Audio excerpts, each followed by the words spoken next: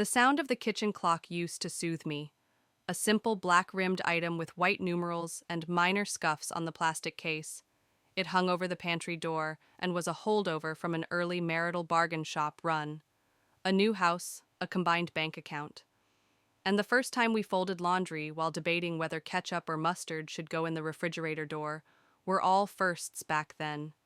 The ticking felt strange lately, though. It's too loud, too sharp. As if it were monitoring something I wasn't yet prepared to acknowledge. I recall my initial discomfort at the sound. I was sitting in my robe at our dining table drinking tea. I didn't want to drink just after midnight. Owen had stated that he would be late since he had to remain back with the network team due to a last-minute systems failure at work. He sent brief clinical messages. I'm still employed. Avoid waiting up. At 2:17 a.m. he returned home. I heard the automobile, his keys jingling softly, and his cautious closing of the front door as if he were scared to wake a child. He paused long enough for me to recall it when I asked him the following morning if everything had gone. Okay, yes, he replied, putting butter on his toast, fine but exhausting. As 8:04 rolled around there, it was once more the tick-tick-tick above my head. Suddenly, for no apparent reason, I felt the want to tear it from the wall. Rather, I gave him the marmalade and nodded. The suspicions weren't loud at first. They never do. They appear as shadows and crumbs. Like when his phone was on the bathroom counter and he received a text notification from someone called Sam G. The message said, I'm still thinking about last night, but he had left Spotify open with a soothing jazz playlist. I didn't bring it up. I would like to say that it was because I had total faith in my 7-year husband. In reality, though, I was terrified of the response. We had been away for several months. The length of conversations was reduced.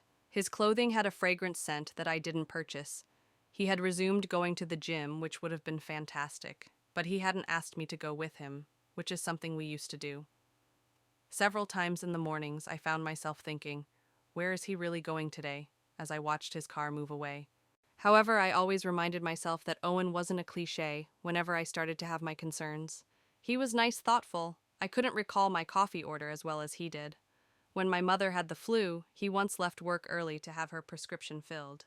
When I miscarried 2 years ago, he held me for hours while he whispered that nothing was damaged and that we would try again. You don't want to think that the person you care about might be someone you don't know. Nevertheless, I began to see trends Thursdays. He always arrived home later than normal on Thursdays. We used to have board games and takeout on our us night marathons of movies and dozing out on the couch. At some point, Thursday turned into his night. I gave it a try, once asked if he would want to visit the new Thai restaurant next Thursday. I can't, he said, the management meeting is running late. I gave a nod. Obviously. That evening I watched our microwave's minutes tick away in that icy blue glow that only nighttime kitchens seem to be familiar with.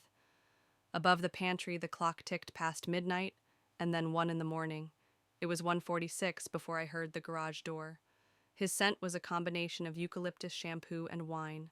I remained silent. I had no intention of looking into his past whereabouts. However, when you're ready, or maybe when it's sick of seeing you act fake, the world will give you a little prod. He left his iPad on the kitchen counter one evening. I snatched it up to turn off the reminder about a dentist appointment he had missed from our shared calendar. I saw it at that moment. He is still plugged into his location. History: 8:37 p.m. on Thursday at the Hillstone Inn, 2245 Cypress BLVD. I was familiar with that location. It wasn't a dining establishment. It wasn't close to his workplace, situated between the border of the tech area and the lakefront jogging trail. The boutique hotel was approximately 30 minutes away from our home. The following Thursday, though, 9:12 p.m., the same place. And once more, make a tick, make a tick, make a tick. The noise grew intolerable. It was now an indictment rather than a gauge of time. As if the clock itself were inquiring as to how long I intended to spend in this fictional world, I refrained from screaming. Did not toss anything, I'm not like that. I simply watched the kitchen clock tick past 11:19 while remaining motionless and holding the iPad as if it had become radioactive. I inhaled deeply. Then another. I then opened my laptop. I had to know if I was mistaken, and if I wasn't. I had to choose the type of woman I wanted to be when the time came for the truth. I didn't get any sleep that evening. With the iPad in front of me and my hands encircling a tea mug that I had reheated 3 times, I sat at the kitchen table. Metal was tasted in every sip Owen got home at 2:12 a.m. He entered the garage while humming to himself the low, tuneless hum he used to do when we were happy, and he was unaware of it. He threw off his shoes, placed his keys in the dish by the entrance, and strolled directly to the refrigerator as if it were any other night and nothing was tumbling noisily 3 feet away. When he finally saw me, he remarked, "Hey, babe," in a nonchalant, preoccupied tone, as if he was still in whatever other world he had just left. "I had no idea you were still awake." I replied, "I couldn't sleep." It turned out thinner than I had anticipated. There were hardly any words. He bent to plant a kiss on the crown of my head. Not enough for him to notice, but I flinched. He had a hotel soap odor, something slightly strange and lemony. In between mouthfuls of the sandwich he had begun to prepare, he remarked, "Work was crazy. Half the day, the system was unavailable. The backlog is unbelievable." With my eyes focused and dark on the iPad, I nodded. The ease with which lies came out of his mouth was unbelievable. He looked so normal, his body didn't twitch with guilt. Or if it did, he had rehearsed it, refined it, polished his guilt into a love-like appearance. That's when I realized the iPad. No, not the history of the place. No, not even Sam Gia's text. It was his sandwich, his hunger. He hums because only a truly burden-free person eats in such a manner. He left before I woke up the following morning. A message was left by the coffee maker. "Not wanting to wake you up, we will meet at 8. I adore you."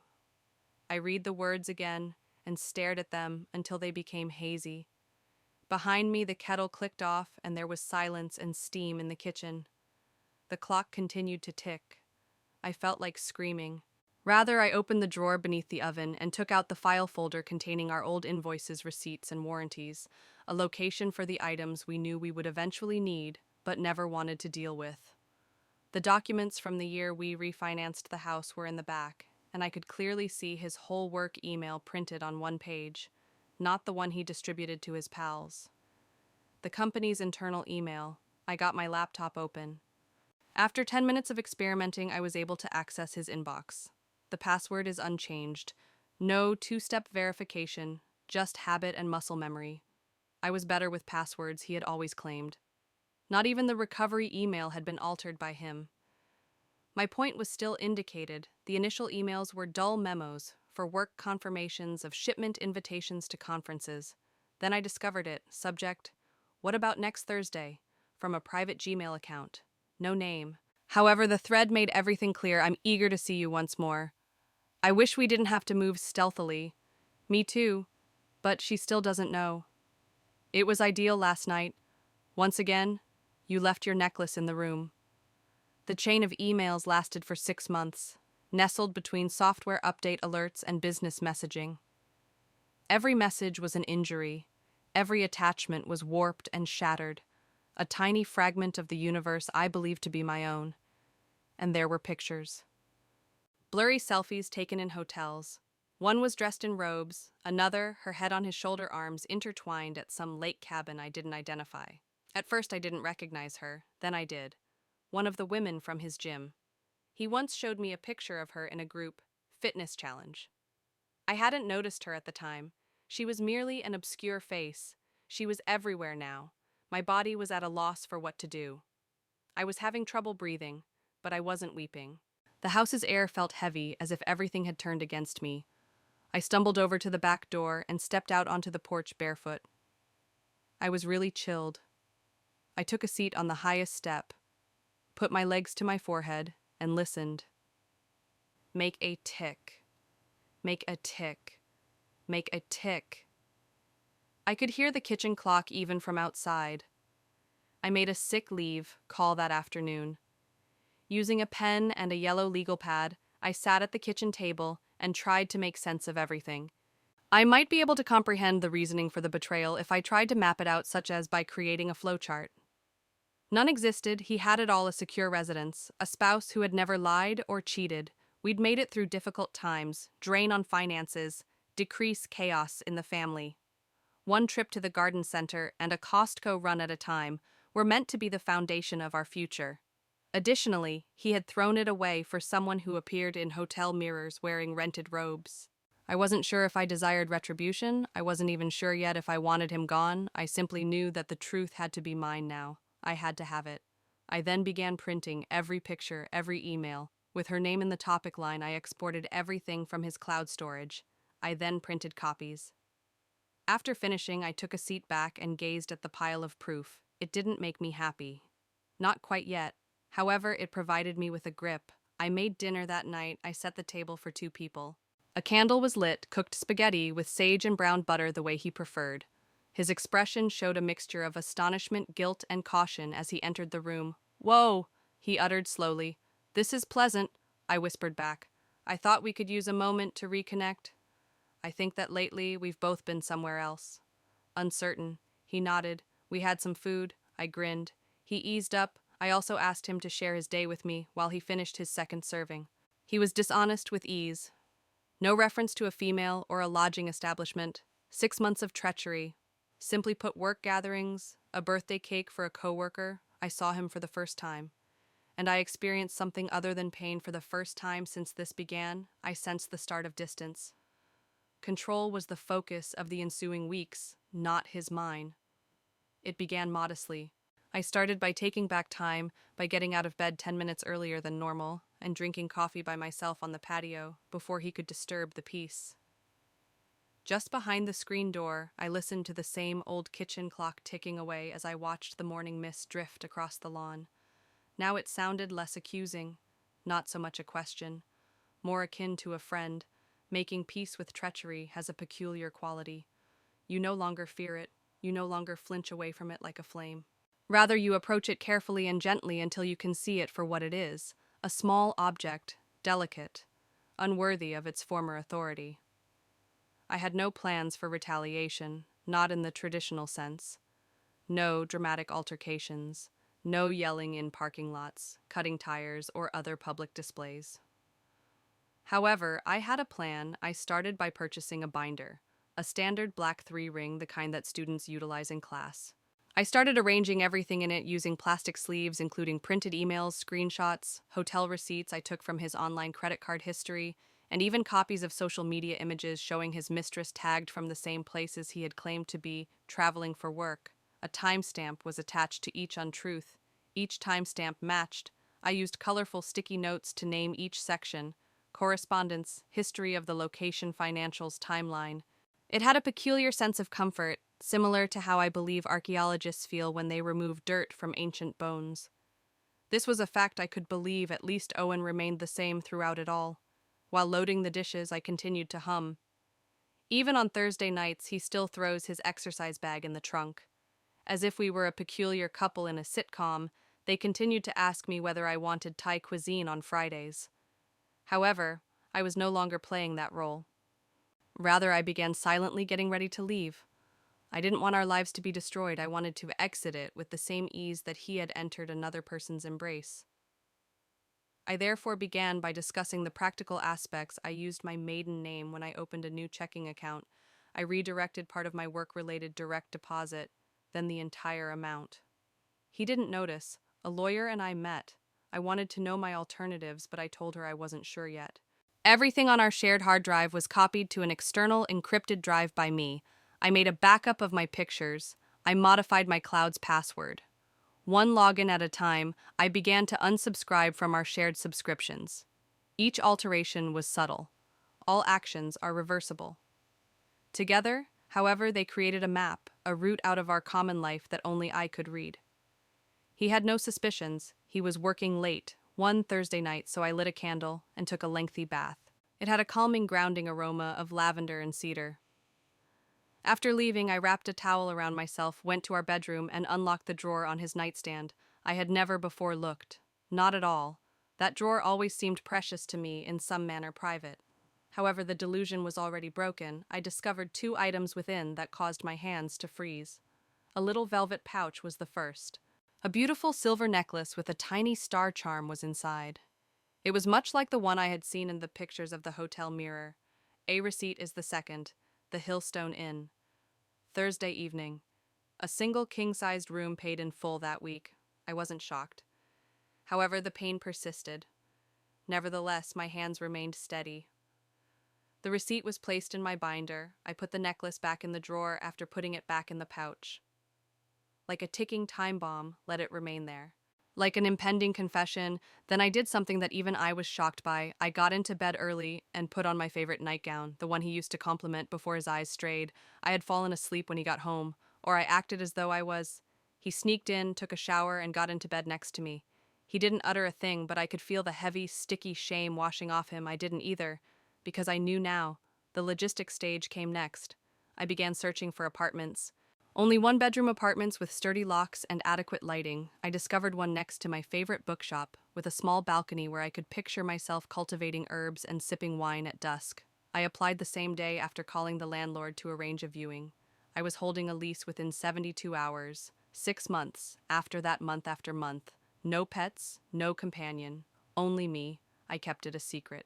Not even my sister, who if she had known would have flown across the nation brandishing a baseball bat. It has nothing to do with fighting. It has to do with release. Concerning slipping through the gaps before he could detect my absence. The clock in the kitchen continued to run, and I noticed that I was examining it more frequently. It was the one constant that hadn't deceived me. Not because I needed to know the time. It has seen everything. From the day we hung it till I began to gradually fade away in subtle, imperceptible ways. It was never a judge, never get gaslighted, never asked me to accept the impossibility. It simply was. I was too. Now I could sense that the old me, the optimistic, forgiving, and resilient version of myself, was fading more and more. She was still there. She was just no longer required. Now I needed to be clear. Keep quiet. And the guts to get out before the hurt became resentment. I made him breakfast on Sunday, like I used to eggs, toast, fresh orange juice. By 9:00 a.m., sunshine was pouring through the windows, and the table was set. Confused, he blinked. "What is all of this?" I softly remarked. "I thought we could talk," he grinned in relief. He reached for the butter and remarked, "I missed this." "Us," I returned the smile. "Me too." At breakfast, we didn't speak much. That was the main idea. I wanted him to be at ease, calmed. I wanted him to believe that everything was normal again. The new keys on the hook at the back door went unnoticed by him. The guest room's empty drawer was never questioned. No one ever questioned why I appeared so composed. It was a simple plan. No covert cameras were present, avoid ambushes, no viewers. The last Thursday I would ever name this place ours. It was just the three of us, me, a binder, and a breakfast table. Thursday was my deliberate choice. He would assume I was out since I had pretended to have Aaron's work calls or wine with Becca, none of which had actually occurred, just like every other Thursday. All I needed was time. Keep quiet, room to construct my escape's soft launch. But I waited this Thursday. The aroma of warm bread and cinnamon filled the kitchen, just as it had on Sunday mornings before the air between us became chilly and rife with omissions. On the table I placed 2 mugs, made his tea strong and sugar-free just the way he liked it, mine with additional lemon and honey. The closed binder sat in the middle of the table, modest, just weight and black vinyl, no labeling. At 10:38 a.m., he entered the room with his cheeks flushed and his workout bag draped over his shoulder. When he noticed me seated there, he froze. Carefully, he said, "Hey!" "I didn't anticipate you being home." I gestured to the table and replied, "I understand." "I thought we could take a moment to sit." He paused, set the luggage down, sat on my opposite side. "Are you all right?" Calmly, I grinned. "Yes, I am. I wasn't, but now I am." After looking at the binder, he turned back to face me. He wasn't made to wait by me. "I understand, Owen." For half a second his face remained still. Then, "You know what?" I took a while to respond, simply extended a hand and opened the binder. I carefully and gently turned the pages, allowing each one to speak for itself. Screenshots, threads of emails, stills from photos, receipts from hotels, GPS data. Lastly, the necklace with the receipt hidden beneath it was neatly attached to a blank paper. The atmosphere between us became tense. This isn't..." He started extending his hand. I gave the binder a little shove in his direction. "Don't tell lies. Not right now. No more." His jaw dropped open once more. Closed. He looked over the pages, each and every one. Denial was no longer an option. He tried, though. Evie, I didn't mean to hurt you. It wasn't like this looks worse than it did. I think so, I replied. He blinked. You do, yes? I inhaled deeply. I think you didn't intend to harm me. However you did each Thursday, all lies every quiet instance in which you put someone else before yourself. Owen, you wounded me. Whether intentional or not, the harm is the same. He cast his gaze downward. His hands clutched the table's edge as if he wanted a sense of stability.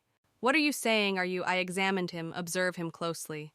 The man who had guided me through the hospital corridors, who amid thunderstorm blackouts, shared my laughter in the dark, who once wept when my father suffered a stroke.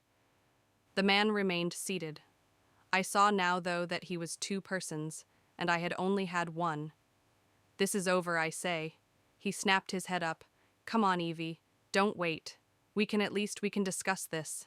See a counselor. I'll quit, I promise. It's finished. It's over. I'll do anything. Behind me. I could feel the kitchen clock ticking away, steady. Yes, emotionless. No.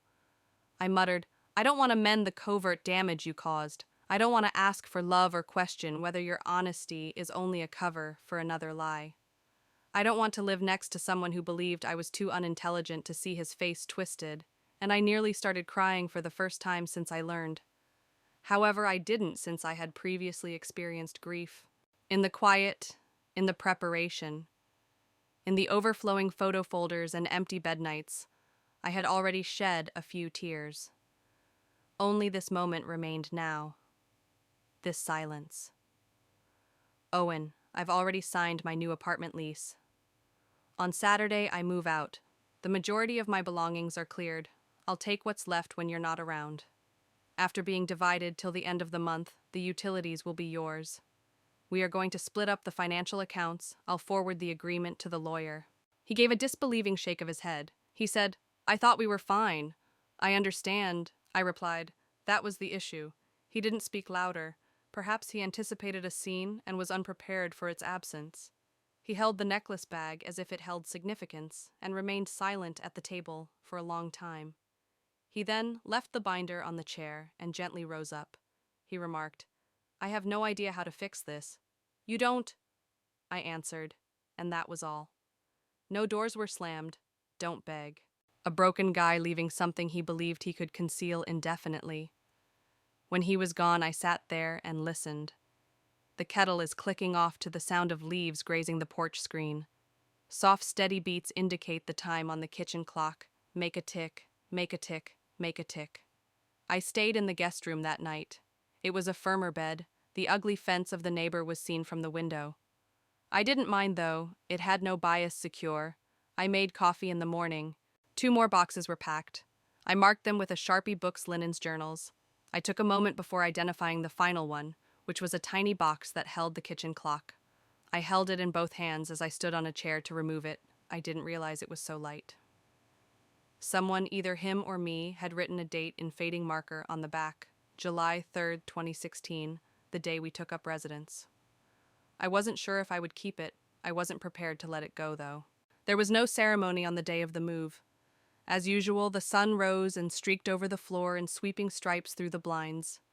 With boxes piled like tiny paper temples to the life I was leaving behind, I prepared coffee and took a seat in the living room for a while. Owen wasn't at home. The previous evening he had departed. He didn't tell me where he went, and neither did I. It was no longer relevant. I had set up a moving service with 2 women who owned a small business that I discovered via a friend. They arrived on schedule, were nice and efficient, and lifted my perfectly labeled boxes with the type of care that only women can provide when they realize you're moving more than just your possessions. After glancing at the kitchen clock box, one of them remarked, "Is this one significant?"